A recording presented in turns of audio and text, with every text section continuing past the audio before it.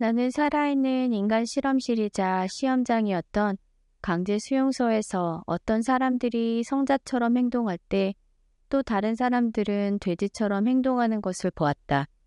사람은 내면의 두 개의 잠재력을 모두 가지고 있는데 그중 어떤 것을 취하느냐 하는 문제는 전적으로 본인의 의지에 달려 있다. 안녕하세요. 언니네 헌책방의 언니입니다. 방금 읽어드린 내용은 오늘 소개해드릴 책의 핵심을 관통하는 주제이자 이 책이 저를 사로잡은 이유 중에 하나라고 볼 수 있겠습니다. 저는 요즘 어떤 사건이 일어났을 때 사람들이 보이는 다양한 반응을 관찰하는 것에 흥미를 느끼고 있는데요. 특히 같은 일을 겪은 사람들 간에서도 그것을 어떻게 반응하고 해석하는지에 따라서 개인의 역사에 전혀 다른 사건이 되어 남겨지는 것을 보며 중요한 교훈을 하나 얻었습니다. 그것은 인간에게 불행이 찾아오는 것은 비극적 사건 자체에 있다기보다는 비극 속에서 인간 스스로가 그것을 어떻게 대하고 처리해 나갈 것인지 스스로 선택하는 태도에서 온다는 점입니다. 우리는 그 태도를 선택하고 결정할 수 있습니다. 어떠한 상황에서든지 말입니다. 아우슈비츠와 같은 끔찍한 장소에서도 예외는 아닙니다. 오늘 소개해드릴 책은 한국어판 제목으로는 빅터 프랭클의 죽음의 수용소이고요. 원제는 Man's Search for Meaning입니다. 빅터 프랭클은 1905년 오스트리아 빈에서 태어나 빈 대학에서 의학 박사와 철학 박사 학위를 받은 후 정신분석학인 로고 테라피 학파를 창시한 의사입니다. 무엇보다 유대인이었던 저자는 나치의 강제 수용소에서 겪은 여러 가지 사건들을 통해서 인간의 존엄성과 위대함을 몸소 경험하며 다양한 저서들을 남겼습니다. 이 책도 그중 하나입니다. 이 책은 처음 저자가 기대했던 것과는 달리 영어판이 73쇄, 번역판도 19개 언어로 출시될 만큼 베스트셀러가 되었는데요. 자신이 겪은 시대의 불행을 기록해 놓은 이 책이 베스트셀러가 됐다는 것이 저자 개인에게는 큰 성과나 성공이라고 생각하지 않는다고 서문에 밝히고 있습니다. 더군다나 처음에 이 책을 썼을 때는 익명으로 출간하려 했다고 합니다. 이 책의 유명세에 대해서 저자는 이렇게 말하죠. 성공을 목표로 삼지 말라. 성공을 목표로 삼고 그것을 표적으로 할수록 그것으로부터 더욱더 멀어질 뿐이다. 성공은 행복과 마찬가지로 찾을 수 있는 것이 아니라 찾아오는 것이다. 행복은 반드시 찾아오게 되어 있으며 성공도 마찬가지다. 이런 소리에 무관심함으로 저절로 찾아오도록 해야 한다. 나는 여러분이 양심의 소리에 귀를 기울이고 그 소리에 따라 확실하게 행동할 것을 권한다. 성공과 행동으로부터 멀어져야 그것이 우리 삶에 찾아온다는 그의 논리는 인간이 삶의 의미에 대해 묻지 말고 삶이 너에게 묻는 것에 대답하라는 그의 주요 논리와 맥락을 같이 하고 있는 것 같습니다. 이 책은 2부로 나뉘어지는데요. 1부에서는 자전적인 이야기를 기록한 강제 수용소에서의 체험에서 도출할 수 있는 교훈들을 요약해 놓았고요. 2부는 이론적인 문제를 다룬 로고 테라피의 기본 개념을 다루고 있습니다. 1부와 2부는 서로 신빙성을 보완하고 있다고 저자가 설명했는데요. 저도 읽으면서 1부는 강제 수용소의 내용들을 읽으며 속도감 있게 독서를 할 수 있었고요. 2부에서는 로고 테라피 치료 방법이 소개되어 있는데 이게 지루한 이론이 아니라 매우 실질적이고 핵심적인 내용들이 나와 있어서 오히려 저는 2부가 더 흥미롭고 재미있게 읽혔습니다. 1부와 2부로 나뉘어 있다고는 해도 책 자체가 매우 얇고요. 챕터들도 아주 짧게 소제목으로 분류되어 있어서 가볍게 들고 다니면서 리딩할 수 있는 책입니다. 오늘은 딱 3챕터만 발췌하지 않고 전체 읽어드릴까 하는데요. 1부 중 인간의 정신적 자유, 살아야 할 이유, 2부 중 삶의 일회성, 이렇게 세 챕터를 읽어드리겠습니다. 자, 그럼 책 속으로 들어가 보겠습니다.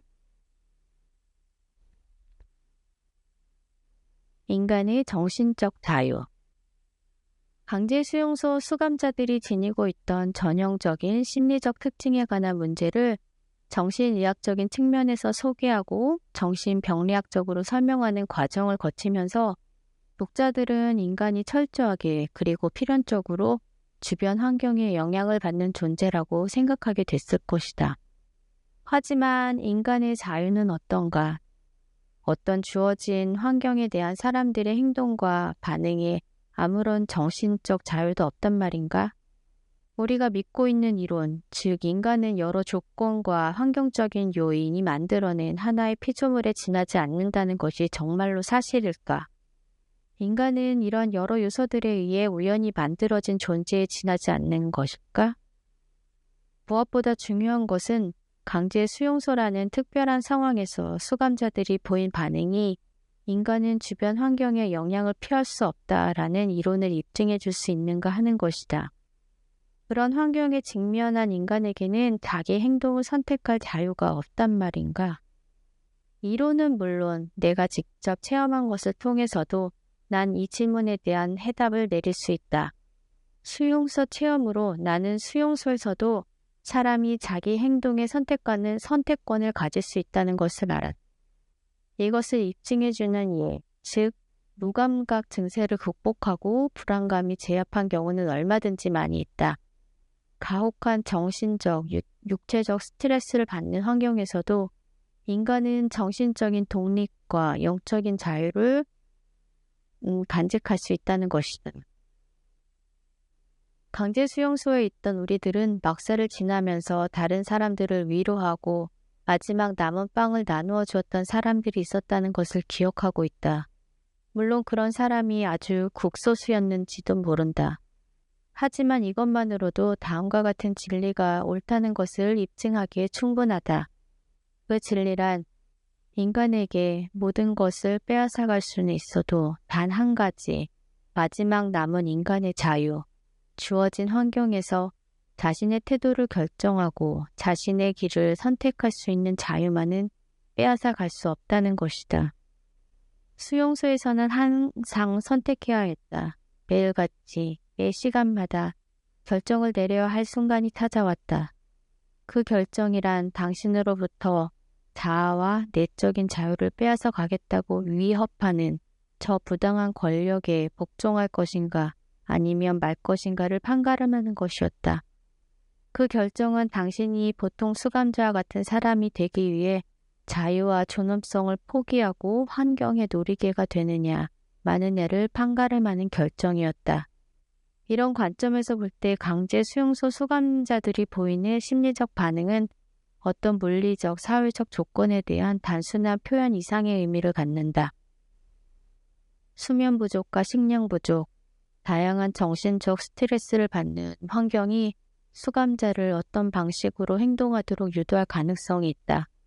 그럼에도 결국 최종적으로 분석해보면 수감자가 어떤 종류의 사람이 되는가 하는 것은 개인의 내적인 선택의 결과이지 수용소라는 환경의 영향이 아니라는 사실이 명백하게 드러난다. 근본적으로는 어떤 사람이라도 심지어 그렇게 척박한 환경에 있는 사람도 자기 자신이 정신적으로나 영적으로 어떤 사람이 될 것인가를 선택할 수 있다는 말이다. 강제 수용소에서도 인간으로서의 존엄성을 지킬 수 있다. 도스토옙스키가 이런 말을 한 적이 있다. 내가 세상에서 한 가지 두려워하는 것이 있다면 그것은 내 고통이 가치 없게 되는 것이다. 수용소에서는 남을 위해 희생한 사람들이 있었는데 그들과 친해진 후 나는 도스토옙스키의 이 말을 자주 머릿속에 떠올렸다. 수용소에서 그들이 했던 행동, 그들이 겪었던 시련과 죽음은 하나의 사실, 즉 마지막 남은 내면의 자유를 결코 빼앗을 수 없다는 사실을 증언해준다. 그들의 시련은 가치 있는 것이었고 그들의 고통을 참고 견뎌낸 것은 순수한 내적 성취의 결과라고 할 수 있다. 삶을 의미 있고 목적 있는 것으로 만드는 것. 그것이 바로 빼앗기지 않는 영혼의 자유이다. 살아야 할 이유. 앞에서도 얘기했지만 수용소에서 사람의 정신력을 회복시키려면 그에게 먼저 미래에 대한 희망을 보여줘야 하는데 성공해야 한다. 니체가 말했다. 왜 살아야 하는지 아는 사람은 그 어떤 상황도 견딜 수 있다. 이 말은 수감자들을 대상으로 심리치료와 정신, 위생학적인 치료를 하려는 사람에게 귀감이 되는 말이다. 수감자를 치료할 기회가 있을 때 그들이 처한 끔찍한 현실을 어떻게든 견뎌낼 수 있는 힘을 주려면 그들에게 살아야 할 이유, 즉 목표를 이야기해 주어야 한다. 슬프도다. 자기 삶에 더 이상의 느낌이 없는 사람, 이루어야 할 목적이 없고 목표도 그리고 아무도 의미도 없는 사람이여. 그런 사람은 곧 파멸했다. 모든 충고와 격려를 거부하는 사람들이 하는 전형적인 대답은 이런 것이었다. 나는 내 인생에서 더 이상 기대할 것이 없어요. 이런 사람에게 어떤 대답을 해주어야 할까? 가장 필요한 것은 삶에 대한 태도를 근본적으로 변화시키는 것이다. 우리는 우리 자신에 대해 공부해야 했고, 더 나아가 좌절에 빠져있는 사람에게 다음과 같은 이야기를 들려주어야 했다. 정말 중요한 것은 우리가 삶에 무엇을 기대하는가가 아니라 삶이 우리에게 무엇을 기대하는가 하는 것이라는 사실을. 삶의 의미에 대해 질문을 던지는 것을 중단하고 대신 삶으로부터 질문을 받고 있는 우리 자신에 대해 매일, 매 시간마다 생각해야 할 필요가 있었다. 그리고 그에 대한 대답은 말이나 명상이 아니라 올바른 행동과 올바른 태도에서 찾아야 했다. 인생이란 궁극적으로 이런 질문에 대한 올바른 해답을 찾고 개개인 앞에 놓인 과제를 수행해 나가기 위한 책임을 떠맡는 것을 의미한다. 이런 과제들, 즉 삶의 의미는 사람마다 다르고 때에 따라 다르다. 따라서 일반적인 방식으로 삶의 의미를 정의하는 것은 불가능하다. 삶의 의미가 무엇인가에 대한 대답은 포괄적으로 할 수 있는 것이 아니다. 삶은 막연한 것이 아니라 현실적이고 구체적인 것이기 때문이다. 삶이 우리에게 던져준 과제가 현실적이고 구체적인 것과 마찬가지로 바로 이것이 개개인마다 다른 인간의 운명을 결정한다. 어떤 사람도 어떤 운명도 그와는 다른 사람, 그와는 다른 운명과 비교할 수 없다. 똑같은 상황이 되풀이되는 경우는 하나도 없으며 각각의 상황은 서로 다른 반응을 불러일으킨다. 때로는 그가 처해 있는 상황이 그에게 스스로의 운명을 개척하기 위해 행동에 들어갈 것을 요구할 수도 있다. 반면 어떤 때는 더 생각할 시간을 갖고 그렇게 하는 것이 자신에게 이롭다고 생각하게 할 수도 있다. 때로는 주어진 운명을 받아들이고 자기 십자가를 지고 나가야 할 때도 있다. 각각의 상황들은 그 나름대로 독자성을 갖는다. 그리고 어떤 상황에서 비롯된 어떤 문제에 대한 해결책은 언제나 가까운 곳 단 하나만 있는 법이다. 만약 어떤 사람이 시련을 겪는 것이 자기 운명이라는 것을 알았다면 그는 그 시련을 자신의 과제, 다른 것과 구별되는 자신만의 유일한 과제로 받아들여야 한다. 시련을 당하는 중에도 자신이 이 세상에서 유일한 단 한 사람이라는 사실에 감사해야 한다. 어느 누구도 그를 시련으로부터 구해낼 수 없고 대신 고통을 짊어질 수도 없다. 그가 자신의 짐을 짊어지는 방식을 결정하는 것은 그에게만 주어진 독자적인 기회이다.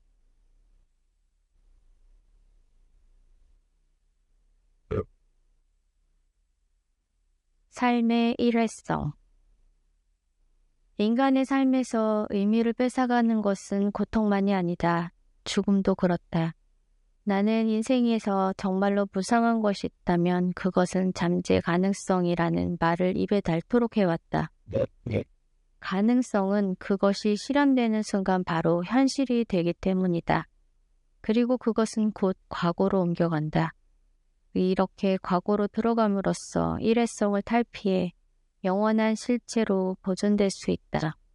그런 의미에서 과거에 돌이킬 수 없는 상실이라는 것은 있을 수 없으며 그 속에서는 모든 것이 고정된 상태로 보존된다. 따라서 삶이 일회적이라고 해서 그것이 의미 없는 것이라고 말할 수는 없을 것이다. 하지만 삶이 일회성이 우리의 책임 아래 있다는 것만은 확실하다. 왜냐하면 본질적으로 일회적인 잠재의 가능성이 우리가 어떻게 실현시키냐에 따라 모든 것이 결정되기 때문이다. 사람은 수많은 현재 가능성 중에서 끊임없이 어떤 선택을 해야만 한다. 이 중에서 어떤 것을 무의로 돌리고 어떤 것을 실현시킬까? 어떤 선택이 단 한 번의 실현을 시간의 모래 위에 불멸의 발자국으로 만들 것인가? 언제나 인간은 좋든 싫든 자기 존재의 기념비가 될 만한 결정을 내려야 한다. 인간은 대개 구루터기밖에 남지 않은 일회성이라는 발만 보고 그 행동과 기쁨, 심지어는 고통까지도 구원해준 과거라는 복장은 그냥 지나치는 경향이 있다. 과거에서는 모든 것이 이미 이루어졌으며 그 어느 것도 사라질 수 없다. 과거에 그랬다라고 하는 것처럼 확실한 존재 방식도 없을 것이다. 인간 존재가 존재적으로 일회적이라는 사실을 염두에 두고 있는 노고테라피는 염세적인 것이 아니라 오히려 적극적인 것이다. 이런 것을 비유에 들어 설명해 보자. 염세주의자는 매일같이 벽에 걸린 달력을 찢어내면서 날이 갈수록 그것이 얇아지는 것을 두려움과 슬픔으로 바라보는 사람과 비슷하다. 반면 문제에 적극적으로 대처하는 사람은 떼어낸 달력 뒷장에 중요한 일과를 적어놓고 그것을 순서대로 깔끔하게 차곡차곡 쌓아놓는 사람과 같다. 그는 거기서 적혀있는 풍부한 내용들, 그동안 충실하게 살아온 삶의 기록들을 자부심을 가지고 즐겁게 반추해 볼 수 있다. 자신이 늙었다는 사실을 깨달았을 때 그것이 그에게 어떤 의미를 지니게 될까? 젊은이들을 보면서 부러워하거나 잃어버린 자신의 청춘에 대해 향수를 가질 수 있을까? 무엇 때문에 그가 젊은이를 부러워하겠는가? 그 젊은이에게 놓여있는 잠재 가능성 때문에? 아니면 그가 지닌 미래 때문에? 천만의 말씀. 그는 이렇게 생각할 것이다. 가능성 대신에 나는 내 과거 속에 어떤 실체를 갖고 있어. 내가 했던 일, 내가 했던 사랑뿐만이 아니라 내가 용감하게 견뎌냈던 시련이라는 실체까지도 말이야. 이 고통들은 내가 가장 자랑스럽게 생각하는 것이지. 비록 남들이 부럽다는 생각을 하지는 않지만 말이야. 오늘의 책 읽기는 여기까지 하겠습니다. 이 책을 읽으면서 제가 늘 막연히 찾던 어떤 큰 그림, 절대 변하지 않는 인생의 의미를 없애버린 게 너무 좋았습니다. 삶의 의미가 계속 변한다는 것, 그리고 막연한 의미를 찾으려 하지 말고 지금 부딪혀가는 그리고 살아내는 삶 자체에서 작은 부분들에서 의미들을 찾자는 쪽으로 생각을 전환했습니다. 저는 늘 벽에 부딪히던 것들이 있었습니다. 절대 변하지 않는 것, 바로 제가 태어난 환경이죠. 태어난 나라, 가족, 저의 기질과 유전적인 것, 이미 결정되어진 것들이죠. 그것들은 늘 벽처럼 거기에 서 있었고 그것이 저의 삶의 큰 부분들을 이미 결정해 버렸기 때문에 나는 이렇게 살아가야 되나 보다. 그런 생각으로 10대와 20대를 보냈던 것 같습니다. 그런데 이 책에서 말하는 것, 즉 환경 속에 어떤 환경 속에 처할지라도 그것을 대하는 나의 태도는 내가 결정할 수 있다는 말에 정신이 번쩍 들었다고나 할까요? 이 책을 제가 10대 읽었다면 혹은 20대 읽었다면 어땠을까? 그러나 그 생각을 바꾸었습니다. 지금 오늘에서라도 읽었다는 게 얼마나 감사하고 다행인가라고요. 인간은 그저 존재하는 것이 아니라 앞으로 어떻게 존재할지, 그리고 다음 순간에 어떤 일을 할 것인지에 대해 항상 판단을 내리며 살아가는 존재라고 합니다. 그리고 그 결정은 전적으로 나의 몫입니다.